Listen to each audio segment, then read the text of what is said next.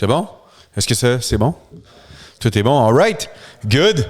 Donc, pour le podcast aujourd'hui, j'ai décidé de vous parler de mon histoire. Donc, j'ai pas d'invité avec moi. Je suis tout seul ensemble. Donc, on va jaser ça.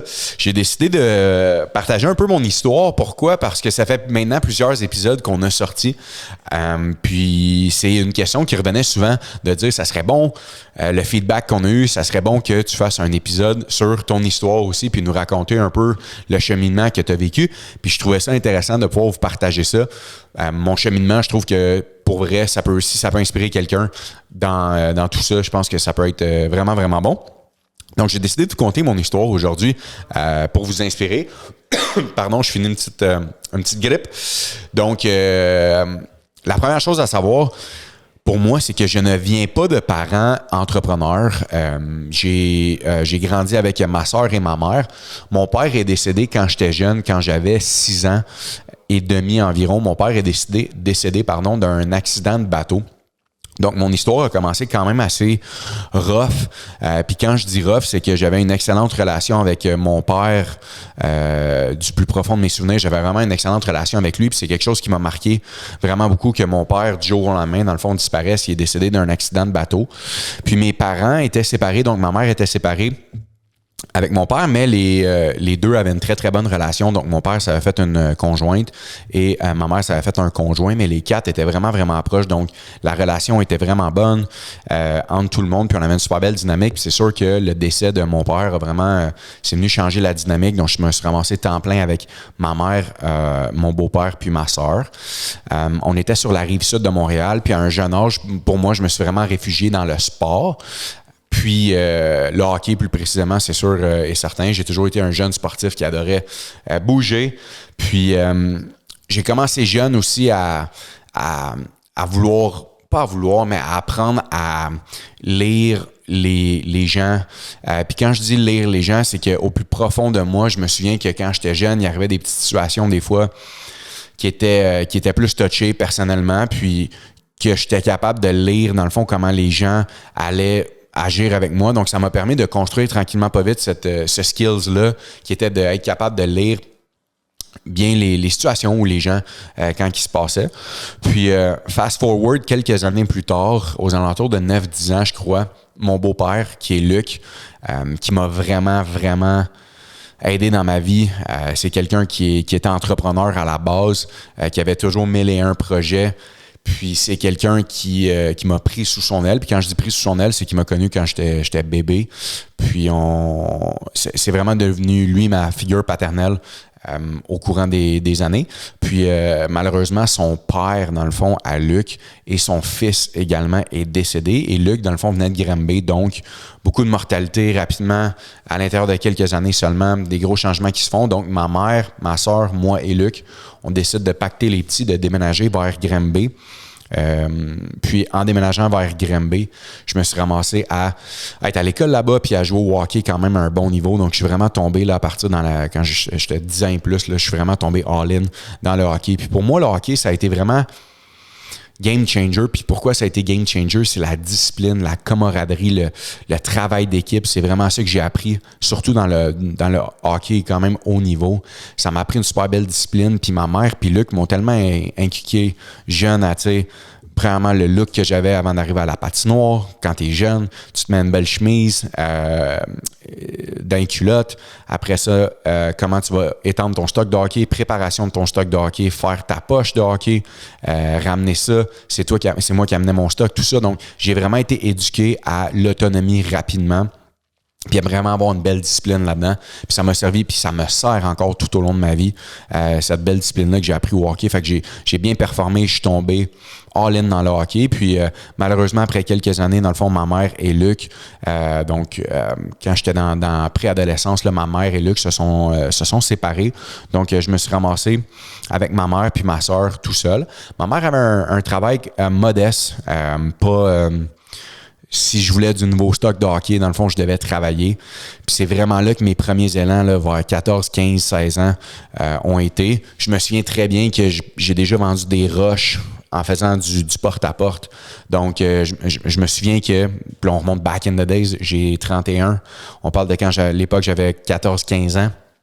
Donc, on remonte il y a 15-16 ans de ça. Il y a 15-16 ans, l'Internet, Amazon, tout ça, ça commençait, c'était vraiment pas fort. Donc, les gens lisaient encore beaucoup de livres physiques. Puis sur les tablettes, dans le fond, il y avait des livres qui pouvaient tomber de gauche à droite.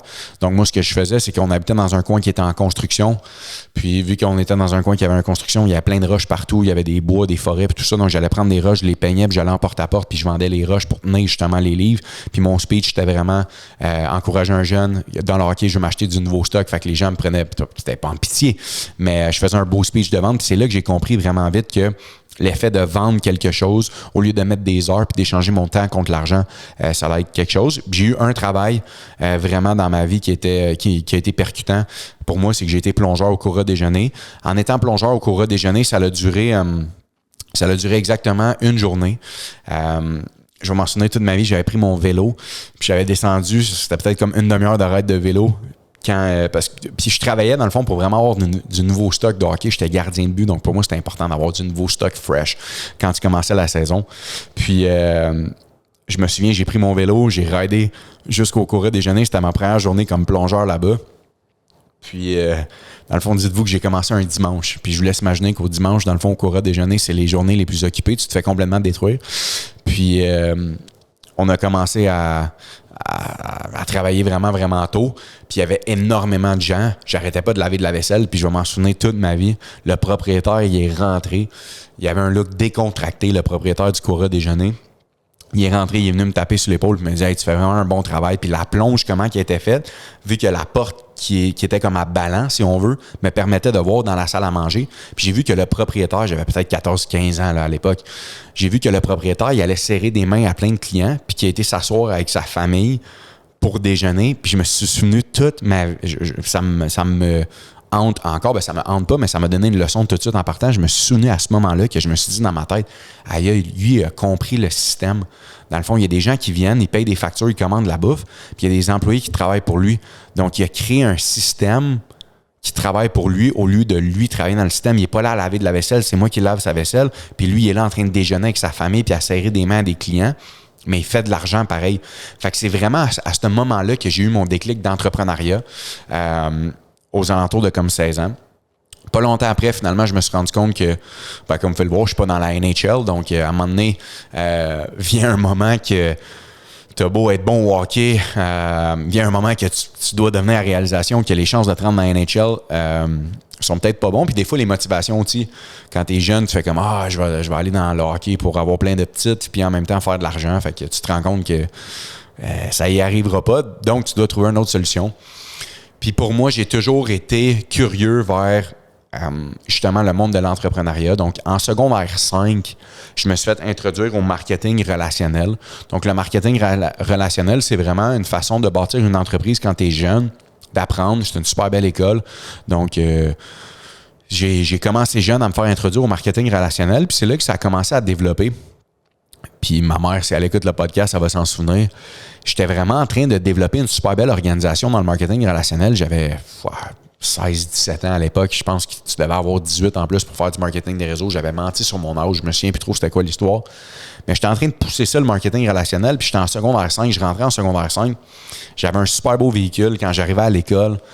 Puis je vais m'en souvenir longtemps. On est peut-être comme milieu octobre en secondaire 5. Puis en passant, je ne conseille peut-être pas de faire ça, mais moi, ça a été un point que je regrette peut-être maintenant, mais ça m'a amené où je suis présentement. Fait que c'est pas vraiment un regret, mais en secondaire 5, on est peut-être comme milieu octobre, fin octobre. Puis j'arrive dans un de mes cours en secondaire 5 de peut-être genre chimie, si je me souviens bien. Je me souviens qu'il y avait des flacons de verre à droite, à gauche. Puis je me fais appeler par l'intercom dans le bureau de la directrice. Puis je rentre dans le bureau de la directrice, ma mère est là, je ne savais même pas. Ma mère est là, est assise dans le bureau de la directrice, puis la directrice, dans le fond, dit à ma mère puis à moi, elle dit « Écoutez, je vais devoir mettre Colo Jacob dehors de l'école parce que, dans le fond, il affecte la moyenne, il affecte notre moyenne présentement, puis la moyenne qu'il affecte, c'est que le nombre de jours qui a été présent sur sa moyenne de nombre de jours de classe est vraiment catastrophique. Je pense que c'était peut-être 8 jours sur... je sais pas, 45 jours d'école que j'avais été présent. Donc, à cause de ça, il pourra pas continuer avec nous. Je dois le mettre dehors de l'école. Fait que là, ma mère, c'est sûr qu'elle me regarde, puis elle est vraiment, vraiment pas fière. Puis je vous le jure que c'est ça qui est arrivé. Puis j'ai dit à la madame, j'ai dit, écoutez, madame, la directrice, avec tout le respect que je dois, moi, je veux être entrepreneur. Puis ici, c'est pas ça que vous m'enseignez. Fait que je comprends que si je voudrais être plombier, électricien, avocat ou un métier X, Y, Z, je comprends vraiment que je devrais être à l'école, mais en ce moment, moi, je veux être entrepreneur. Je suis entrepreneur. Puis c'est ça que je veux faire. Donc j'ai regardé ma mère, j'ai dit, maman, moi je veux être entrepreneur, je veux pas être électricien, je veux pas être plombier, fait que ça me sert à rien d'être ici, je vais me prendre un prof privé, puis je vais finir mon secondaire 5 de mon bord tout seul. J'ai pas de stress avec ça. Ma mère, elle m'a regardé, puis elle m'a supporté là-dedans, puis elle m'a dit, ben mon gars, c'est ça que tu veux faire, il y a pas de problème avec ça, juste mets-toi pas dans le caca. Fait que devant la directrice, on a walk out, moi et ma mère, on a été dans un café après ensemble, j'ai expliqué tout ça, puis elle était vraiment elle me supportait vraiment là-dedans. Le seul conseil qu'elle m'a dit, c'était, Colo, au moins finis ton secondaire 5 ou ton équivalence. Pour moi, c'est ça qui est important. Fait que j'avais fait un deal avec elle. Fait que j'ai commencé comme ça mes premiers élans d'entrepreneur, puis je suis vraiment resté dans le marketing relationnel. C'est sûr que ça a été entouré de 2-3 conneries à droite, à gauche. Puis mon premier élan véridique de succès, c'est vraiment vers 21 ans que je l'ai eu. Quand j'ai commencé une business dans le marketing relationnel qui était une compagnie de wellness aux États-Unis, donc une compagnie qui avait une boisson énergétique santé. Puis je voyais qu'aux États-Unis, il y avait plusieurs jeunes qui faisaient ça, cette boisson énergétique-là. J'ai contacté justement la personne qui était en charge de ça, puis j'ai décidé d'amener ça ici au Canada, la boisson énergétique. Puis ça a tellement bien fonctionné. On a eu une super belle organisation qui a été bâtie, tellement des beaux clients aussi qui a été fait. Je me suis ramassé avec 10 000 personnes dans mon organisation, au-dessus de 40 000 clients dans comme 11 pays. J'ai été 8 mois en France. C'est là que j'ai commencé à faire des formations devant des milliers de personnes, puis j'ai vraiment développé mes skills de vente. La seule problématique là-dedans, c'est que je crois à 21 ans, je devais faire, puis on remonte il y a quand même plusieurs années, mais je devais faire dans les 6 chiffres par année. Pas je faisais dans les bas 6 chiffres par année. La problématique, c'est que si je faisais 150 par année, à un jeune âge, 21 ans, j'avais vraiment pas la confiance ou les skills pour maintenir ce 150 000-là par année. Fait la problématique, c'est que je faisais 150, mais je devais en dépenser 175 parce que le style de vie que ça m'amenait, c'était beau char, tout le temps dans les restos, tout le temps à droite, à gauche avec mes chums. Donc, ça me donnait pas l'opportunité, malheureusement, de bâtir une richesse ou de bâtir vraiment le knowledge d'investir, de prendre mon argent, de l'investir. J'étais vraiment dans le paraître. Puis c'est venu me rattraper vraiment. Puis je me suis rendu compte que pour moi, c'était vraiment important de ne plus être dans le paraître. Puis ce qui m'a vraiment clashé, c'est qu'à un moment donné, les leaders de mon organisation sont venus me voir. Ils m'ont dit, écoute, Colo, peut-être que toi, t'en fais des sous, mais nous, on n'en fait vraiment pas beaucoup. On n'est pas capable de maintenir ce style de vie-là qu'on a en ce moment. Il faut trouver une solution. Fait que je me suis fait mettre au pied du mur par mes chums, par mes amis, puis j'étais vraiment triste à ce moment-là parce que j'étais comme, moi je gagne, mais mes chums ne gagnent pas en ce moment. Ça rentre pas avec moi, ça colle plus avec moi. Puis ça faisait plusieurs années que j'étais dans le marketing relationnel. J'étais pas capable de débloquer, j'étais pas capable de passer au prochain niveau. J'avais de la misère à comprendre cette game-là. Fait que je me suis mis à la recherche d'une autre opportunité. Puis c'est là que par pur hasard, la vie te donne ce que tu as envie. J'ai croisé un de mes vieux amis dans un bureau à Montréal, par rapport, qui venait de Gatineau. Puis je suis comme, hey, qu'est-ce que tu fais ici? Il dit, je suis en train de partir une business de chauffage-climatisation ici. Puis on est à la recherche d'un directeur des ventes. Tu ne connaîtrais pas quelqu'un, justement, qui veut faire des ventes en système de chauffage-climatisation en leads? Puis je suis comme, ouais, peut-être moi. Fait qu'il m'explique tout ça. Il m'explique les commissions. Il m'explique qu'en chauffage-climatisation, les gens au Québec, ils en ont besoin de chauffage-climatisation. Fait que je suis comme, crème, ça fait ben trop de sens pour moi. Je décide d'en parler à 4-5 de mes leaders. Les 4-5 leaders sont vraiment down. Puis, je me fais proposer cette super belle opportunité-là. Puis, la fenêtre, elle s'ouvre pour moi. Puis, je décide de bâtir avec cette business-là en tant que directeur des ventes. Je m'assois avec le propriétaire de la compagnie. Puis, je lui dis que ça va être nous autres qui va faire exploser son chiffre d'affaires. La première année, on fait 12 millions de chiffre d'affaires. Puis, c'est là que je me claque, dans le fond, mon premier. Puis, je peux le dire claquer parce que claquer, c'est avec les heures de travail. On s'est mis à construire une super belle organisation. 7 jours sur 7, on travaillait comme des malades. Il faut se reporter à l'effet que j'avais 22 ans, que j'avais rien à perdre, tout à gagner. Puis, je suis parti vraiment avec ce mindset-là. Et non seulement je suis parti avec ce mindset-là, je suis parti avec le mindset que, en bâtissant cette organisation de vente-là, la culture que je vais mettre à l'intérieur de mon entreprise et de l'organisation de vente, ça va être, on travaille fort, on est intelligent avec notre argent, puis on ne fait pas les mêmes erreurs qu'on a faites avant. On fait de l'argent, on donne du bon service aux clients, on met de l'argent de côté puis on réinvestit. J'ai travaillé 3 ans full-time avec cette business-là, en malade mental, littéralement, à bâtir ça, à vendre à des clients, à bâtir des belles organisations de vente. On était une 50aine de vendeurs. Super belle équipe, super belle organisation. La seule problématique, c'est que les propriétaires avec lesquels que j'étais, ils ont pris un chemin complètement différent. Eux autres, dans le fond, la valeur qu'ils vendaient aux clients, c'était le service, right? Donc, dans la vie, je pense que il y a des prix, tu sais, tu peux rouler en Honda ou tu peux rouler en Ferrari. C'est comment que cette marque-là va te faire sentir qui est important. Donc, la Ferrari, c'est sûr qu'elle ne te fait pas sentir la même façon que la Honda, mais le service doit toujours matcher le prix que tu vends. Puis malheureusement, c'était peut-être plus dans leur valeur. Après quelques années, je commençais à voir qu'il y avait de la difficulté à donner du service, qu'il y avait de la difficulté à donner le service Ferrari qu'ils promettaient, puis que nous également, on promettait. Donc, du jour au lendemain, je me suis fait appeler par le propriétaire de la compagnie. Il disait, écoute, il n'y a plus d'argent dans la compagnie. On a fait des mauvais moves. On a investi dans des bureaux à droite, à gauche qu'on n'aurait pas dû, dans des territoires qu'on n'aurait pas dû. Les chèques ne vont pas passer. Je sais pas quoi te dire, Colo, mais c'est fini. Donc, l'opportunité que je m'étais bâti, le rêve, les investissements, tout ça, j'ai été et je l'étais vraiment smart avec mon argent. J'ai décidé de prendre un break de tout ça. Pourquoi? Parce que j'avais des investissements dans un restaurant, dans les barbares à ce moment-là que j'avais créé avec Mathieu et Dom. Puis, je voulais me concentrer un peu à d'autres choses. Je voulais commencer à faire du venture, donc prendre mon argent, l'investir dans des business, des startups, puis le grossir. Mais c'est sûr que j'avais une super belle organisation de vente. Puis l'organisation de vente, j'avais à l'époque un de mes partenaires avec moi qui m'a dit, écoute, moi, je vais continuer le chemin dans le chauffage clim, puis je vais partir une belle business dans le chauffage clim. Puis si jamais tu veux te joindre à l'organisation, laisse-moi savoir. Donc, j'avais dit non au début. Puis, je me suis concentré sur mes projets. Là est venu les Barbares, le Esmond aussi à Granby, des super beaux projets avec du super bon monde. Cédric, mon meilleur chum, Mathieu qui a explosé les Barbares. On a fait aussi Laurier Montréal qui est une compagnie de produits pour les cheveux. Fait que je me suis vraiment focus à partir des business que j'allais avoir, que j'allais pas sentir que je travaillais pour, plus que c'était des projets de cœur, puis qu'on allait scaler, puis ça a super bien fonctionné, ça a vraiment bien été pour certaines de ces business-là, d'autres que ça l'a moins bien été. Puis vient un temps que je me fais poker à droite à gauche, Colo, tu devrais revenir avec nous, chauffage clim, puis je décide de m'asseoir avec moi-même puis de me dire que si je veux refaire cette business-là, je dois le refaire de la bonne façon. Puis quand c'était de la bonne façon, ce que je veux dire, c'est de ne pas installer n'importe quoi au client, de ne pas justement dire n'importe quoi, de vraiment s'assurer que le service soit sur la coche, puis qu'on puisse bâtir une super belle organisation de vente. Puis j'ai décidé de partir ma propre agence marketing pour les compagnies dans le système de chauffage-climatisation.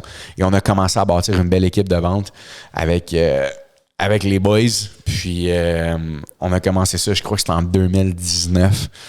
Ça fait maintenant 3 ans, 4 ans. Puis je suis toujours là-dedans. Donc, ma vache à lait principale, mes activités principales, mon temps est vraiment investi dans mon organisation de vente au niveau, dans le fond, des améliorations énergétiques. Puis, notre but, dans le fond, c'est de vraiment bâtir une belle équipe de vente en donnant un super bon service aux clients. Donc ça, c'est vraiment le bread and butter de mon agence. Puis c'est ça qu'on fait puis qu'on est en plein. Vient avec le temps que je me suis diversifié dans plusieurs business et portfolios. Donc, comme vous le savez, j'ai investi dans des restaurants que je suis toujours propriétaire. Par la suite, j'ai investi également dans les chalets, location court terme, immobilier, des blocs également à Sherbrooke, donc du multilogement, également maintenant un hôtel, bientôt 2 hôtels. Par la suite, compagnie pour accessoires pour animaux. J'ai investi également dans des grosses compagnies de construction. Donc, je suis sur le board de certaines entreprises ou président de certaines entreprises. Je pense que qu'est-ce qui m'a forcé à être capable de bien me diversifier et d'avoir un succès dans tous ces business-là, c'est que je suis capable de mettre, et j'ai été capable de mettre mon focus à la bonne place au bon moment, puis de bâtir des belles équipes qui travaillent, dans le fond, pour l'entreprise, puis qui sont plus intelligents que moi dans plusieurs domaines. C'est important, je pense, que quand tu bâtis des entreprises ou quand tu bâtis des équipes, de savoir t'entourer des gens qui vont te complémenter. Non seulement dans ton organisation, mais également qui vont être meilleurs que toi, puis de ne pas avoir peur de ça. Avoir une super bonne écoute, je pense que ça a été un point culminant dans ma carrière, que je suis capable d'écouter les gens, je suis capable, on remonte à mon enfance tantôt que je parlais, mais l'écoute puis d'être capable de lire des gens, c'est des choses qui m'ont servi, qui me servent encore à tous les jours. Donc ça, je pense que c'est un très gros point qui se doit d'être transmis. Fait que maintenant, mon quotidien à moi, c'est quoi? C'est vraiment la majorité du temps à bâtir mon organisation de vente, puis également à bâtir maintenant l'hôtellerie avec ma femme. C'est quelque chose que je suis très, très, très focus à bâtir. C'est quelque chose qu'on veut agrandir. L'expérience client, restauration, puis tout ça, je veux vraiment pousser là-dedans puis amener ça à un next level, littéralement. C'est sûr que maintenant, depuis quelques années, je suis devenu papa.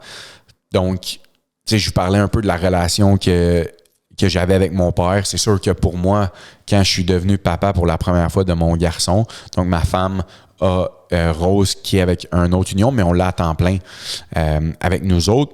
Puis, je la considère vraiment comme ma fille. Mais bien évidemment, d'avoir la première propre expérience avec mon garçon, c'est tellement fou la vie parce que, dans le fond, dites-vous une chose, mon garçon, premièrement, j'avais une relation vraiment proche avec mon père. Donc, pour moi, d'avoir un petit gars, c'était comme, tu sais, j'en parle, j'ai quasiment des frissons que c'était un rêve, c'était comme incroyable. Puis, Carter, il va avoir 5 ans là. Donc, j'avais 26 à l'époque quand Carter est arrivé, 26-27. Puis, pour moi, c'était un rêve d'avoir mon petit gars. Puis, il n'y avait rien de calculé là-dedans, mais dites-vous que mon garçon est né la même journée d'anniversaire que mon père. C'est tellement...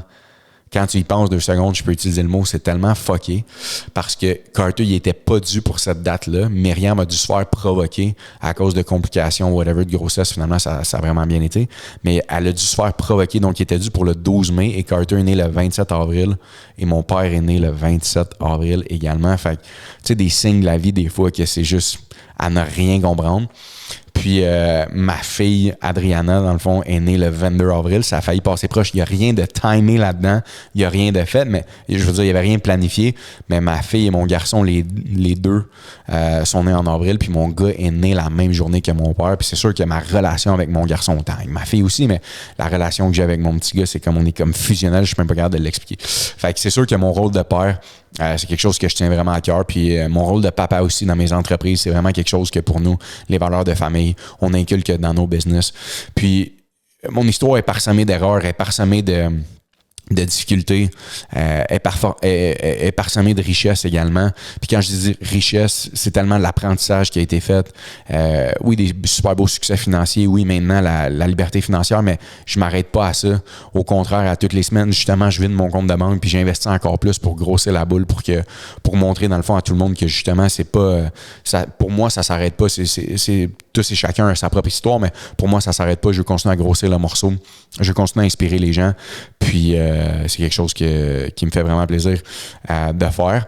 Puis, je veux vous remercier également pour tout le support que vous nous donnez dernièrement, tous les likes, les partages, les feedbacks, tout ça pour moi, ça vaut tellement. Puis, je suis content d'être back avec vous autres. J'avais eu un petit grippe qui m'a vraiment ramassé. Je suis content d'être back sur le pod. Je suis content d'être back avec vous autres puis de vous donner du knowledge. J'ai plusieurs personnes qui me DM aussi. Est-ce que tu offres des cours, du coaching? Non. C'est vraiment par pur bonheur et partage que je vous fais ça. Ça me fait plaisir de le faire. Je vais continuer de le faire. Je vais continuer de vous inspirer. J'espère que mon histoire peut vous inspirer. Puis dites-vous une chose, vous n'êtes jamais les erreurs de votre passé. Au contraire, vous êtes vraiment votre résultat de demain ou de ce que vous apprenez. Vous êtes le résultat de tout ça. Donc, lâchez pas, guys. J'espère que ça vous a inspiré. Puis j'espère que vous allez pouvoir justement prendre ça puis tourner ça en feu puis en action. Dites-vous que vous savez jamais qu'est-ce qui peut vous arriver. Keep shining, keep growing. C'est vraiment important. Continuez de grandir à travers tout ça, guys. Je vous vois dans un prochain épisode. Merci de m'avoir écouté. Laissez-nous un like, laissez-nous un review, subscribe également, puis laissez-nous un review sur Spotify. Merci à tout le monde. On se voit dans le prochain épisode.